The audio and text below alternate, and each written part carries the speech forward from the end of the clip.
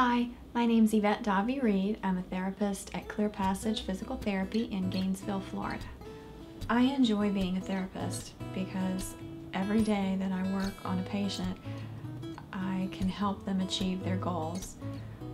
It's been a blessing since the day I graduated from physical therapy school to be able to help people achieve whatever goals they're working towards, whether I've worked in home health or outpatient or in a hospital setting or a rehab setting.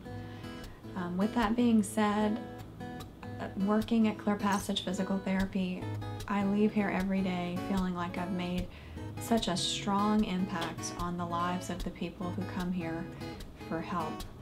I've never been able to help people with their pain to the degree that I have been able to help people since going through the training here. So a lot of patients want to know, what does it feel like to the therapist? Can we feel when something lets go or an adhesion releases? And yes, the therapist can feel that.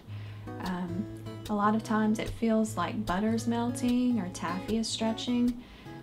And as that happens, we just follow with our hands the direction or the depth that tissue releases. A lot of the patients say that it can feel like it's burning a little bit.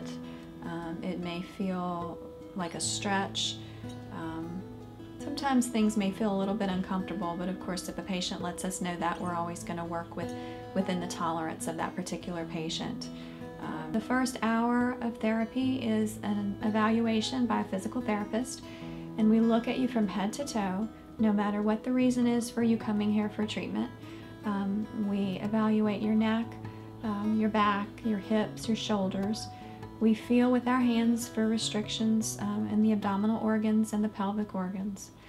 And after we've done that thorough evaluation, and of course listen to you and your history and make sure that we have a thorough understanding of what's going on with you, at that point we know where we need to start our treatment. We don't just focus on one area of the body. We do work head to toe. And so most of the time we tell people that there's not going to be an area of your body that we don't touch through the week. So, but that's really kind of how we work. As the week goes on, we do go over some stretches and exercises that are appropriate for that particular patient to do when they go home. And we also go over self-treatment techniques so that if there's any areas that still have an issue or problem, you know what you can do to continue to progress after you leave.